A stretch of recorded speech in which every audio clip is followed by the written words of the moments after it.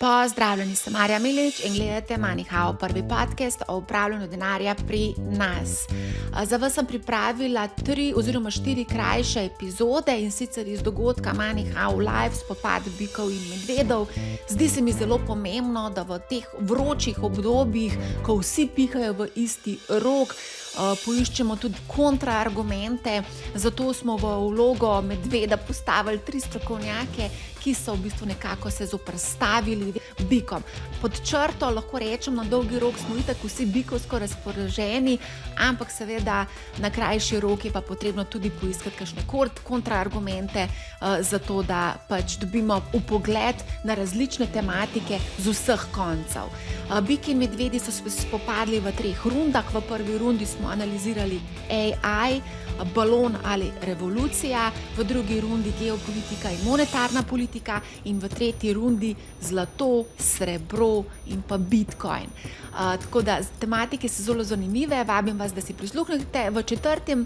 delu smo pa v bistvu nekako odgovarjali na aktualne tematike, strategija buy the dip, da ali ne, na kaj paziti, kaj bo vplivalo vse na leto 2026, kako ključna bo monetarna politika, geopolitika in tako dalje. Tako da vabim vas, da prisluhnete tudi tej epizodi. Evo, še ena novost, ki bi jo rada predstavila, zelo na hitro. Izdali smo knjigo, in sicer z naslova Mami, oči, ali smo mi bogati. Naslov knjige se je rodil že pred zelo dolg časa nazaj, ko je moj otrok prišel iz vrtca domov in me je vprašal: mami, ali smo mi bogati, koliko z očijem zaslužita, koliko je vreden naš avto in tako dalje. Ja, že v vrtcu začnejo otroci nekako čutiti neke razlike premoženjske med seboj. Tako da knjiga v bistvu pripoveduje, ni o vzgoji, ker jaz nisem strokovnjak za vzgojo, ampak nekako o finančnem opismenjevanju otrok, in to v bistvu prikažem na podlagi lastnih izkušenj. Naredili smo ogromno napak, veliko smo se seveda iz tega tudi naučili, vse od žepnine pa do tega, da danes oba moja otroka investirata. Starejši Mark, 19 let, bo star zdaj januarja, investira samostojno. Prvi, ta nekako osnovni portfelj smo skupaj sestavili in to tudi predstavim v knjigi, medtem ko mlajši sin skupaj z menoj investira, se pravi ob moji pomoči. Veliko vprašanj dobivam na temo, kako varčevati za otroke, sploh od mladih staršev, tako da tukaj noter v tej knjigi je v bistvu predstavljena celotna strategija, na kaj paziti, ko v bistvu investiramo oziroma varčujemo za naše otroke. Vse pasti so predstavljene notri, tudi v primeru, če pride do kakšnega neljubega dogodka, ki ga sicer nihče ne planira, ampak se lahko zgodi, to je recimo ločitev ali pa kakršnakoli druga nezgoda, ki se nam lahko pripeti v tem dolgoletnem obdobju investiranja, varčevanja. Za otroke investiramo najmanj 20 let, se pravi od rojstva pa vse do polnoletnosti. Skratka, to je v knjigi, ločimo oziroma pripravila sem 2 verziji knjigi. Prva knjiga je, se pravi, tiskana knjiga, žal nismo uspeli zaključiti do konca tega leta, izšla bo v začetku naslednjega leta, tiskana verzija, in pa pripravili smo e-knjigo, ki vključuje hkrati tudi bootcamp, kjer bomo odgovarjali na vaša vprašanja, vključuje tudi nekatere videe, in sicer vezano na odpiranje brokerskega računa, in pa kako izbrati ETF na Just ETF. Toliko zaenkrat o tej vsebini. Vabim vas tudi, da obiščete našo spletno stran, pripravljamo nove bootcampe, objavljamo nove članke. Nekateri članki so zaklenjeni, sploh tisti, kjer je bilo vloženo malce več energije, več raziskave, kakšni izračuni. Skratka, ti članki so zaklenjeni in so dostopni v MoneyHow Premium. MoneyHow Premium vključuje tudi taksistenta, ki vam pomaga pri oddaji davčne napovedi in davčni optimizaciji in seveda drugih davčnih dolgoročnih zadevah, se pravi, najbolj nekako deluje za Interactive Brokers, zdaj smo vključili tudi Trade Republic, nekako stalno tvikamo Trade Republic, zato da bi bilo čim bolj optimalno, zdaj pripravljamo tudi za Revolut in pa tudi druge brokerje. Veliko vprašanj smo dobili za Revolut, tako da to je zdaj naš naslednji fokus. Vključuje tudi MoneyHow Modri AI. Modri AI je v bistvu bogata zbirka, zakladnica znanja iz MoneyHow, 5-letnega ustvarjanja, vključuje vse delavnice, investiranje v delnice, investiranje za začetnike, finančno močna, vse bootcampe, vsa predavanja, ki sem jih imela za mlade in so bila posneta, vsi članki so vključeni, vsi podcasti so vključeni, skratka, to je res ena taka velika, bogata zakladnica. Naslednje leto, 21. januarja 2026, praznujemo 5. leto, ki bo zelo pomembno za nas, gre za neko prelomnico in sem zelo vesela, da v bistvu ustvarjamo pač tako vsebino, kot jo ustvarjamo. In ja, mislim, da bo naslednje leto zelo zanimivo, pa tudi seveda drugačno. Ja, vabim vas tudi na naš bootcamp, ki bo v začetku naslednjega leta, tako da upam, da se vidimo tudi na teh naših bootcampih, ki so namenjeni pravzaprav začetnikom. Zanimivo, zadnjič, ko sem delala anketo, sem ugotovila, da večina pravzaprav sploh nima niti odprtega brokerskega računa, tako da vabljeni ste vsi, če že imate odprt brokerski račun, pa ne veste, kako naprej, in tudi tisti, ki še nimate in ne veste, katerega sploh odpreti. Tako da vabljeni. Ok, toliko za enkrat z moje strani, zdaj leto 2025 se izteka, jaz moram priznati, da leto 2025 je bilo, sploh začetek leta je bil zelo dramatičen, ne bi si želela še enkrat začeti tako novega leta, upam, da leto 2026 se bo začelo bolj optimistično kot leto 2025.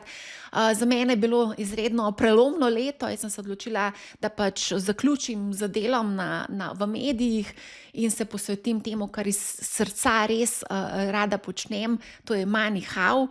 In želim si v bistvu še več ustvarjati te vsebine, izobraževati, kajti mislim, da je znanje tisto, ki je največ vredno, je najboljša investicija. Zato da in verjamem, da smo sami sebi najboljši svetovalec. Tako da to je to za plan leto 2026. Ja, planiramo kar nekaj novih zadev, upam, nekaj ne bo čist takih tipičnih MoneyHowovskih, nekaj bo nekaj povsem na novo, tako da to še vse pride, ne bi vas zdaj obremenjevala. Želim vam srečno, veselo, zdravo, energično novo leto. Želim vam, da si vzamete čas za sebe v prvi vrsti, in pa želim vam, da bo vaše leto 2026 finančno uspešno, da boste poskrbeli, da boste imeli veliko finančne kondicije za realizacijo vseh ciljev. Spodbujam vse, da naredite to časovnico življenjskih dogodkov, o katerem sem govorila tudi na TEDx Ljubljani. Pripravite si načrt, katere cilje želite uresničiti v prihodnje, in seveda naredite si dobro strategijo, kako boste to uresničili. Srečno, zdravo, veselo in pa lepo se majte v novem letu.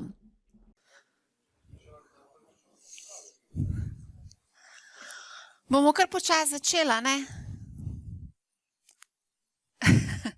Dober dan, dobrodošli na MoneyHow live na spopadu bikov in medvedov.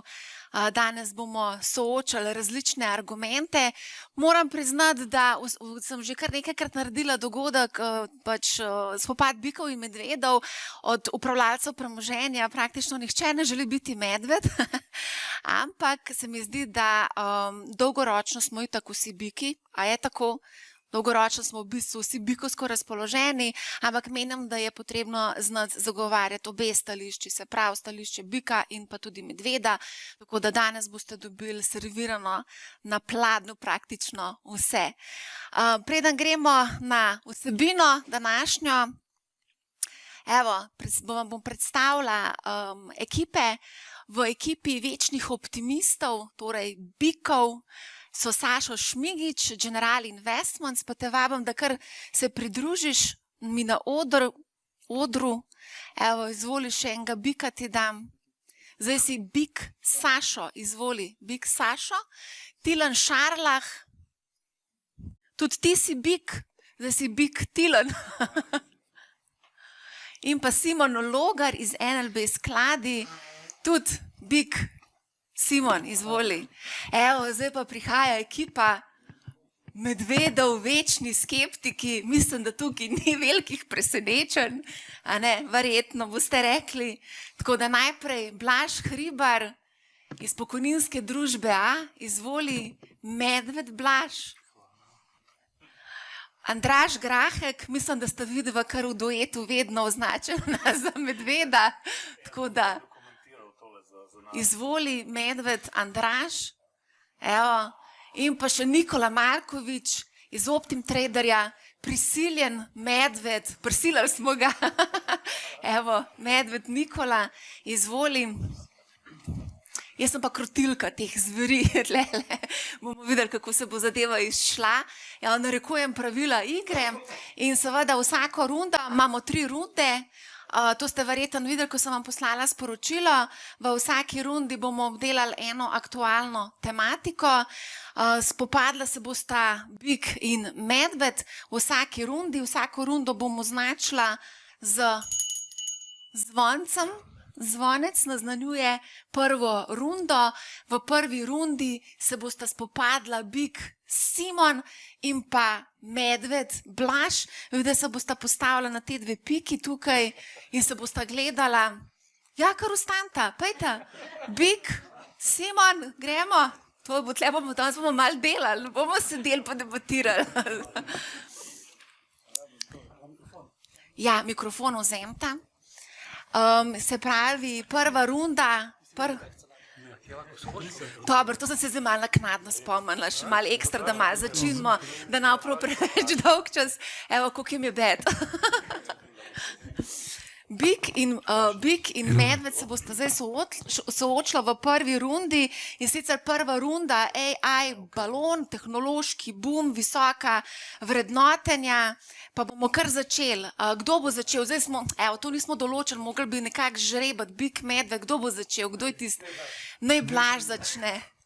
Blaž, najprej boš ti odgovoril na vprašanje, potem pa seveda bo nadaljeval Simon.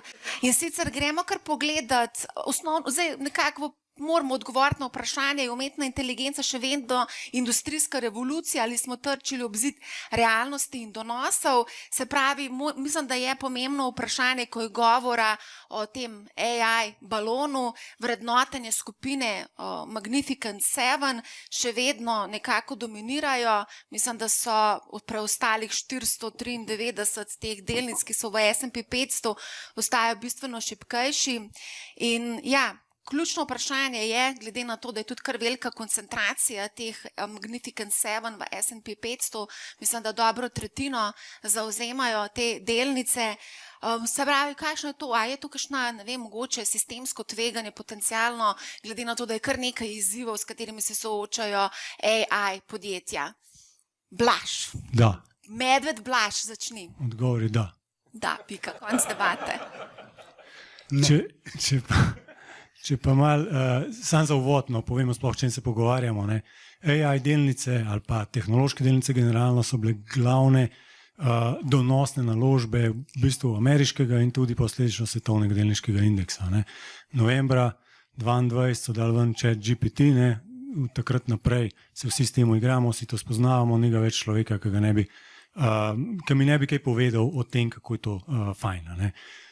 Od moje 10-letne hčerke, ki mi pove, kaj so šoli s ChatGPT-jem klepetal, do predsednika nadzornega sveta moje družbe, v kateri sem zaposlen, ki mi po nadzornem svetu tudi razloži, kako je to fajn uporabljati, če se ti kaj zakvačka pri hobi programiranju.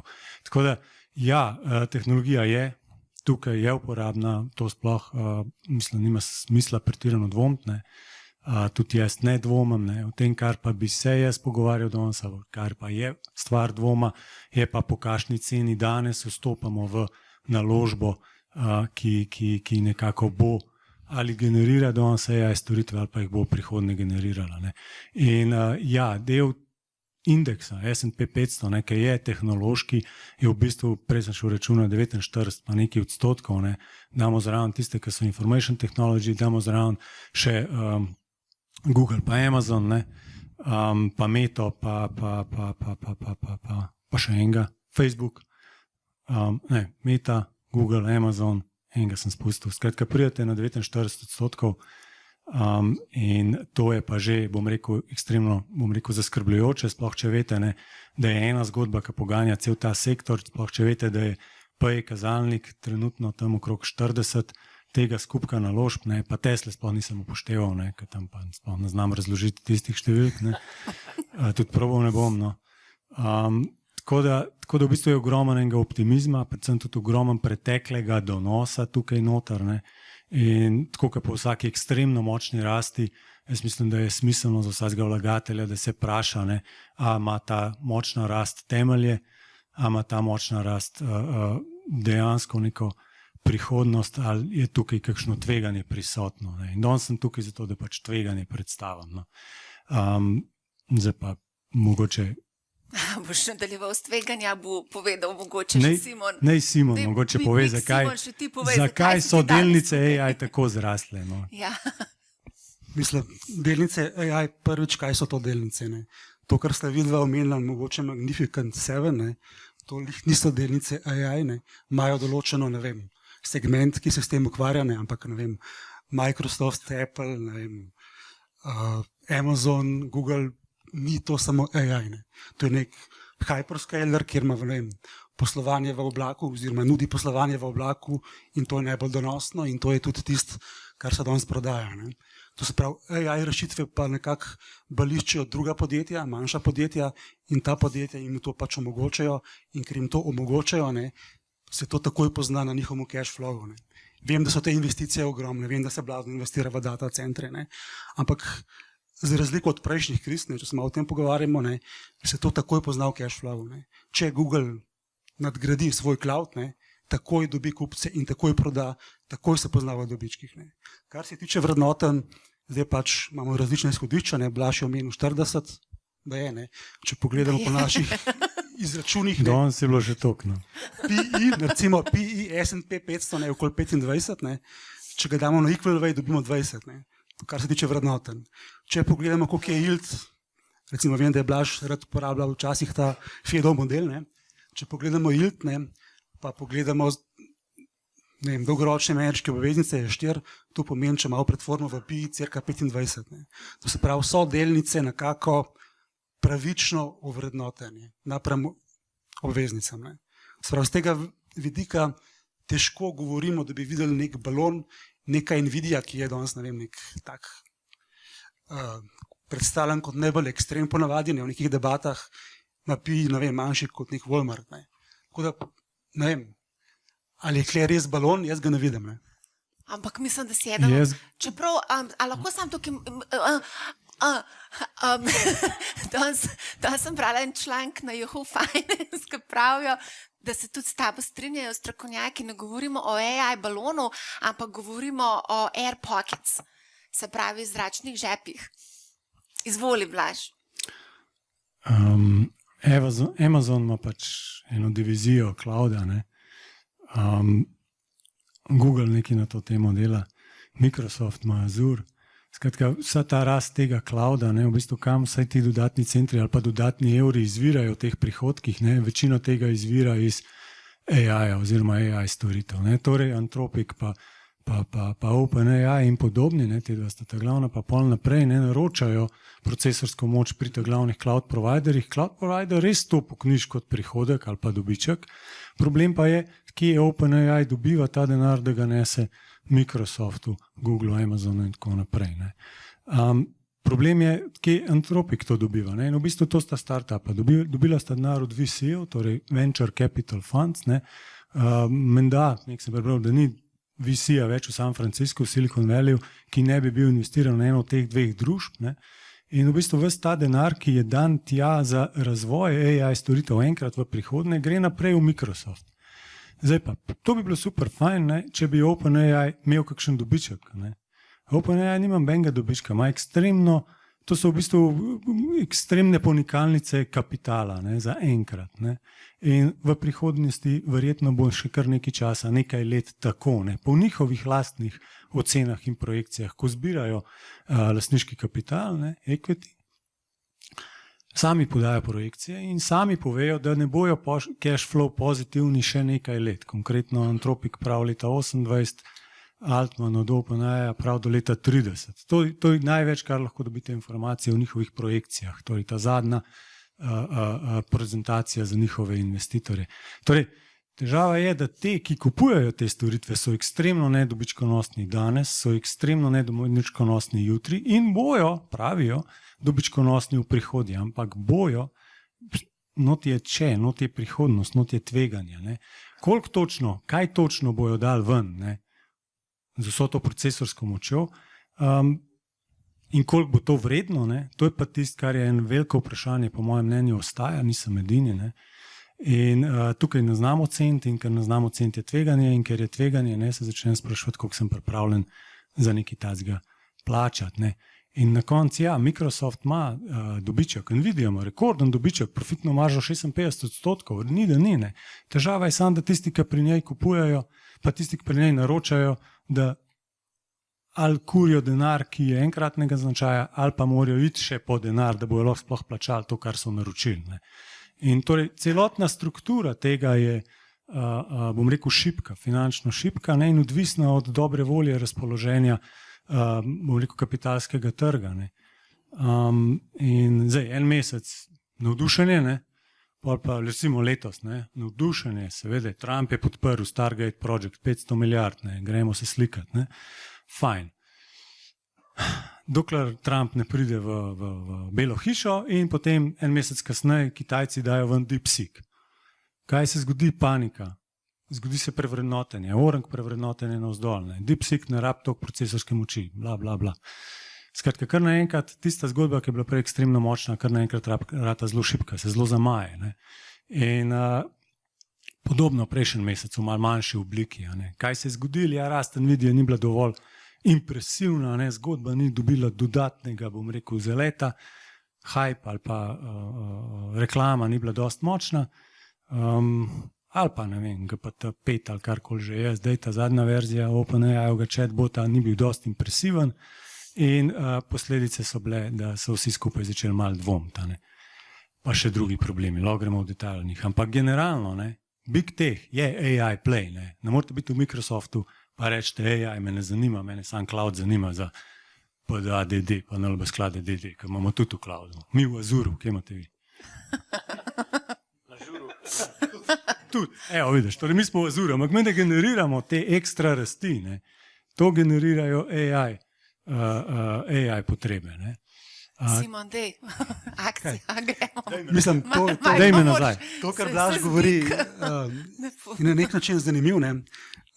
Omenil je Nvidio. Omenil je Nvidio kot v smislu, zaenkrat je pač ful povpraševanje po njihovih procesorjih, ne. Kaj se zgodi, če OpenAI pade. Ne. OpenAI je v bistvu neka dokaj mala firma, je že velika, je startup, ni ga v nobenem indeksu. In če OpenAI pade, če res pade, bo verjetno kdo imel težave, predvsem recimo Oracle, ki je najbolj na tem finančnem vzvodu do OpenAI, ampak ostali pa ne. To pomeni, da bo mogoče niti ne Anthropic, ampak Gemini od Google, ki je zelo, zelo resna konkurenca OpenAI-u, prevzel njegov biznis. Kar se pa tiče kupcev od procesorjev od Nvidia, kdo so glavni kupci? Glavni kupci so tako imenovani hyperscaleri, to se pravi Microsoft, Amazon, Google, seveda tudi OpenAI, pa tudi kakšen manjši startup. Ampak tisti, ki pokupijo vse Nvidia, zaloge, prihodnja naročila, so podjetja z največjim cash flowom na svetu. Kaj so delala ta podjetja prej? Ta podjetja so odkupovali lastne delnice, niso videli neke growth story, zdaj ko to vidijo, kupujejo Nvidia procesorje. In res je, kupujejo dosti pogosto, vsako leto nove. Ok, to se pravi, nima nek dolg življenjski cikl ta procesor, ampak za samo Nvidia je to dobro. Vsako leto izda nov procesor, tako kot Apple nov iPhone, in vsi tega vnaprej pokupijo. Zakaj? Ker za trening modelov, za sam trening modelov, rabiš v bistvu grafično procesno enoto, ki je najhitrejša ta trenutek. Ko je model narejen, so boljši custom, so ali pa niso boljši custom procesori, kot jih ima recimo Google ali pa Amazon. Ne? In če bi se zgodilo v prihodnosti, kar je čisto možna scenarij, da se ugotovi, da tudi custom procesori, tako imenovani TPU-ji, da so boljši za trening modelov, pomeni, da se bodo te marže, pa te dobički, ki so zdaj na Nvidii, preselili k Googlu, k Broadcomu, k Amazonu in na koncu vedno tudi k tajvanskemu TSMC-ju, ki praktično izdeluje vse čipe, kar se tiče v 3 ali 2 nanometrih. Skratka, potencialni problem je OpenAI, ne, ampak ostali pa niso. Ne. Pa še mogoče data centri, ne, so polno zasedeni. Se pravi, ni tako, kot včasih, ko je bila ta Cisco kriza in tako naprej, oziroma dotcom kriza, ko je bilo nekako več kot pol kapacitet, več kot pol kablov je bilo nepotrebnih. Ne. Danes so data centri vnaprej razprodani, mislim, da je 1,6% je trenutno fraj, ne. Energije res da primanjkuje, kot zanimivost, danes se uporabljajo odsluženi letalski motorji za napajanje teh data centrov. Skratka, kaže se, da je povpraševanja toliko, da se komaj zadosti ponudbi. Zakaj? Mislim, zakaj je temu tako in zakaj bo še trajalo? Zato, ker je GPT zastonj. Ne. Zato, ker je glavna geostrateška prednost Kitajske ali pa Amerike danes v tem, kdo bo prvi postavil nek, sistem umetne inteligence, ki mu bo nudil strateško prednost. In danes se skozi tudi po vzoru Kitajske, ameriška vlada dela na tem, da sprejema neke akte, neke stvari, kjer država pomaga financirati. Par dni nazaj je bila to robotika. Skratka, včasih smo bili navajeni od Kitajcev, da najdejo strateške panoge in jim pomaga država, danes dela to tudi Amerika. Ne. Ali pa če pogledamo recimo, severno od Feniksa, puščava, danes je ta puščava polna centrov TSMC-jev. Zakaj? Ker edino tajvansko podjetje je zmožno narediti čipe v 3 ali 2 nanometrih. Ne. Sprav to ni sposoben narediti ameriški Intel in Američani blazno financirajo vse, da jim da geostrateško prednost.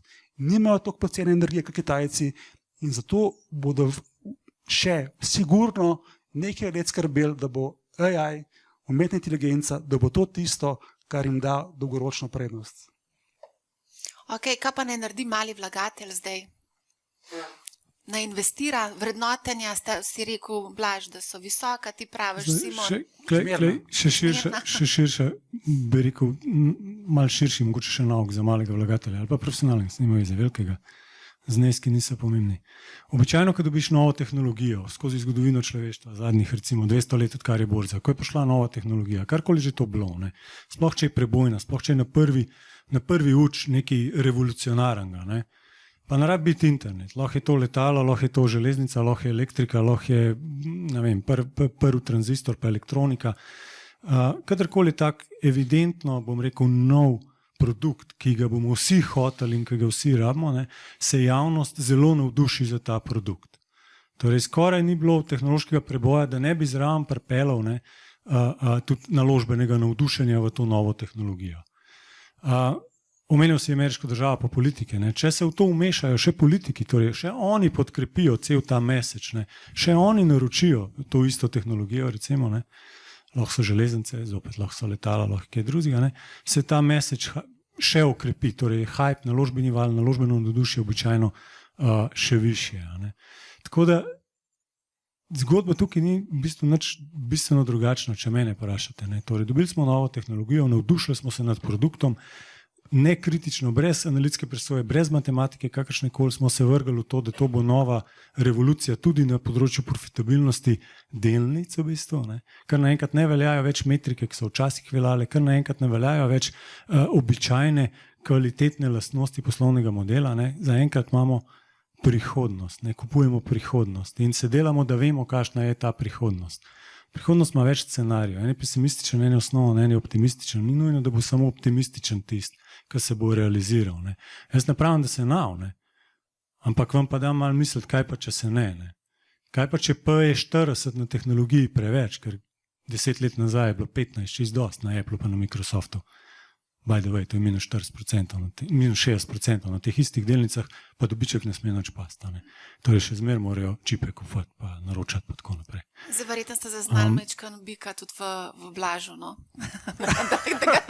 da ga namo skozi kregal, da je medvedi razpoložen, ampak zdaj si mečkan z eno nogo stopil v bika. Skratka, problem je z vidika naložb na vrhuncu tehnološkega navdušenja, no. ali pa družbenih sprememb, ki isto podajo močno navdušenje. Ne. Če smo Slovenci, ne, pa če smo dosti stari, 2,6, 2,5, 2,7, ne, smo dali čez slovensko-balkanski balon. Ne. Vsi smo isto govorili, vsi so isto govorili na kavi, na pivu, na rekreaciji, povsod. Ne. Vsi direktori so isto govorili, kao vse kozmetičarke pa frizerke. Ne. Ko imaš čredo, ko vsi isto govorijo, isto razmišljajo, ne, takrat je velika verjetnost, da imaš pač neko zelo drago naložbo s tem v zvezi povezano. No. Tehnološki napredek pripelje to navdušenje, pripelje visoko vrednotenje in pripelje visoka pričakovanja in še posebej na dobičkovni strani, ne, ta pričakovanja zelo težko, čisto iskreno, doseči. Ni težko doseči na, bom rekel, uporabni strani. Težko je pa zagotoviti monopol tem firmam, težko je na dolgi rok imeti visoke marže, no, ker pridejo konkurenti, ljudje, potrošniki se začnejo pogajati za ceno in tako naprej. Recimo še en tak primer, bolj zaden, no, pa zaključam. Na to temo so recimo električni avtomobili. Ne. Leta 2020-2021 je Tesla dala ven model 3, ne, navdušil se je cel svet na tem, da električen avto dejansko je konkurenčen dizlu ali pa benzinu, delance so poletele, dobili smo polhranih kitajskih rekordnih vrednoten, Lucid, ne vem kaj še vse, Rivian v Ameriki, v Evropi je kar naenkrat so vsi hoteli začeti delati električne avte. Delance so bile fantastične, če ste jih imeli leta 2021. Nažalost, od takrat naprej totalna katastrofa, firme, pol firm v stečaju, pol pa minus 90%. Ne. Tesla ne, ja, imate prav, če je kdo to rekel. Ne. Sam Tesla zdaj dela robote, če niste vedeli, ne. Pa XAI, by the way, ne. Grok. Ne. Tako da od tukaj pride zdaj celo to navdušenje nad Teslo, nad samimi drugimi tehnologijami, samovozečimi avti pa tako naprej. Čist druga zgodba, ne. Nima več veze z električnimi avtomobili. Ne. Tako da poanta, če ne bojo dosegli visokih pričakovanj po dobičkonosnosti teh storitev, kar trenutno absolutno ne dosegajo, bojo imeli probleme tisti, ki po današnjih cenah kupujejo te naložbe. To je vse, kar sem hotel reči. No, Simo, zdaj pa še do konca. Zakaj bo big tisti, ki bo prevladoval v letu 2026? Mislim, kaj ne rečem, popravki so itak neka stalnica. Ne? To seveda zdaj ne vemo, ne jasno, ne veva, kaj bo s temi popravki. Nek zvonček je bil? Ne, ni bil zvonček, to je Andraž. To je Andraž sfejkal zvončka. Ampak Blaž je dal mogoče eno tudi pomembno temo, ne? Da je lahko nek balon. Ne? Pač nek balon ponovadi poče takrat, ko noben ne govori v balonu. Ne? Danes se pa vsi, ne samo mi tukaj, ne? Ampak vsi se sprašujemo, če odprete od CNN do finančnega medija, ne? Vsi se sprašujejo, ali je nek balon. Če vsi razmišljajo o nekem balonu, ne? Smo verjetno tudi bolj previdno. Ne? Že klene se nekako pol nas je medvedov. Ne? To je v bistvu dober znak. Ne? Noben očitno ni. So prisiljeni medvedi, ampak v redu. In to je argument meni v prid. Ne, to je argument, da problematično bi bilo, ne, če bi imeli tukaj 6 bikov, ne, pa bi bili tukaj vsi biki. Ne. Ker potem ni več prostora, ne, nobenega medveda ne moreš več prepričati, da postane bik. Če imam jaz polovico medvedov, ki jih prepričam, da bodo biki, ne, če ne drugega bodo pa od mene kupovali, kar sem prej kupoval. Ne, in to se mi zdi dobro. Ne, Blaž? Lahko tudi v drugo smer obrneva ta argument. Pač, ogromen klele je unih, ki pravijo, AI bo revolucioniziral svet, naložbe in vse ostalo. Ne. Same ne parih raban, ki si premislijo. Ne. Ja. Ker smo zelo visoko, zelo globoko pademo, to je večji problem. Drugače ena taka zanimivost je, no, če pogledamo takrat dotcom krizo. Ne. Takrat smo imeli mi v bistvu pik dobičkov, bi rekel. Dobički so nehali rasti leta 96. Potem so pa do leta 2000 upadali, rast je upadala, dobičkov, delnice so pa še kar rasle, ne. Pa kapacitete so bile napol, ne vem, prazne in vsi so pričakovali, ne, da se bo nekaj zgodilo. Ne. In so šteli tiste klike, ne, koliko ljudje klikajo po internetu. Ne. Brez da bi bil kakršen koli cash flow. Hkrati pa še nekaj zanimivo, ne, recimo kot Cisco, en tak predstavnik, mislim, da je dobiček za nekajkrat zrastel, cena delnice pa za 40krat v 5 letih. Pri Nvidii pa ravno obratno. Rast delnice je impresivna, ampak rast dobička je prehitel oziroma je zrastel več, kot je zrasla cena delnice. To se pravi, ena primerjava s takrat, danes dobički še vedno rastejo in cene delnic rastejo. Takrat je bilo pa ravno kontra. 4 leta so dobički upadali, delnice rastle. Ne. Pa še nekaj smo pregovorili, ne. Nvidia, ko prodaja čipe, vsako leto izda nov procesor in ga vsaj te veliki hyperscaleri ga zamenjajo, ker hoče biti prvi. Zakaj hoče biti prvi? Ker je Google Search je izredno dober pokazatelj. Google je bil prvi v searchu in ima danes v bistvu že generično ime, Google It. Vsi googlamo, ne? Čeprav je teh searchov veliko. In kaže tem ta velikim, ki imajo cash flow, da se splača investirati ogromne denarje samo zato, da boš prvi, da bodo vsi mogoče uporabljali, ne vem, tvoj produkt. In dokler oni imajo cash in hkrati monetizirajo vse te svoje investicije, bodo naprej kupovali Nvidiine čipe. Še nekaj, Cisco, ne vem, ta cikl, ko je on takrat, ne vem, delal te modeme pa razne switche, kupci so jih uporabljali 15 let. Nima več komu prodati to, ne. Danes pa Nvidia vsako leto malo izboljša procesor, zapakira ga v CUDA software in proda cel paket. Sprav, imamo zelo veliko razliko na neko krizo, ki se danes zelo radi primerjamo, ampak je bila bistveno drugačna, ne, tisti zlom in danes smo, po moje, do tazga zloma oddaljeni vsaj še nekaj let. Še nekaj let. A ne? Najlepša hvala za debato.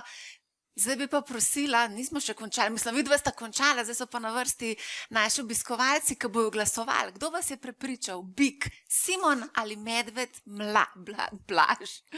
Pa bomo videli. Rezultate bomo pa potem na koncu pogledali. Dajte vi glasovati, tako da najlepša hvala Simon in Blaž za prvo diskusijo, potem pa sledi... Ja, to pa nismo določili ta pravila. Ja, ni pravil, ne? Te dva bosta golfala, ta pa...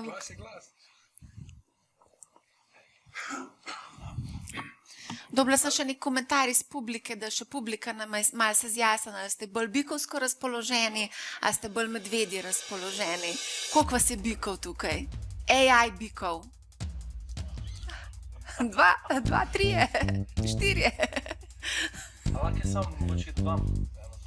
A ti bi zdaj repliciral? Ne, čisto na easy, ja, tako. Na easy. Mogoče, da... Ne, dej na hitarco, pa gremo pa naprej. Ja, jaz bi sam rad dodal, v bistvu, ko si vprašala, kaj ne naredi mali vlagatelj. V bistvu, enostavno, če pač se boji teh visokih pričakovanj, ker so v bistvu lestvica zelo visoka, enostavno, kakor mi opažamo pri naših strankah, recimo, da imajo Nasdaq, recimo ETF kupljen na Nasdaq, enostavno, ker se zdaj odločijo, da zmanjšajo to izpostavljenost Nasdaq, pa kupijo S&P, ker je ta tehnologija pač ima manjšo utež, ali pa potencialno, kakor bo mogoče govoril kasneje, tudi so obstajajo drugi trgi, ne? Evropa, ker pač ni AI-ja veliko, oziroma ni tehnologije, emerging marketi recimo so zanimivi in tako naprej, ampak to je način, kako se lahko prilagodiš temu potencialnemu tveganju. Evo, vidite, slište, super predlog. Kupujte nekaj, kar ni v Ameriki, oziroma S&P si rekel, pa Emerging Markets Evropa. A ste glasovali? Gremo naprej. No, druga... Hvala, da ste bili z nami. Poslušajte Money How, ne bo vam žal in lep pozdrav.